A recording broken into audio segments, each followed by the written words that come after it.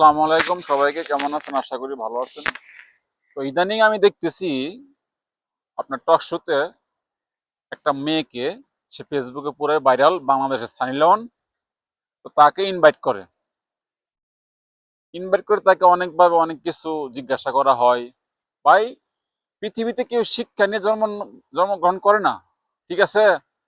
আর শিক্ষিত আমরা কি বুঝি? ঠিক আছে, যাক, এই বিষয়ে আমি পরে কথা বলবো। তাকে জিজ্ঞাসা করা হচ্ছে সিক্স প্যাক, ঠিক আছে? তো মেয়েটি বলতেছে সিক্স প্যাক, হ্যাঁ আমার সিক্স প্যাক আছে। তো যে উপস্থাপনা, সে বলতে সিক্স প্যাক কি?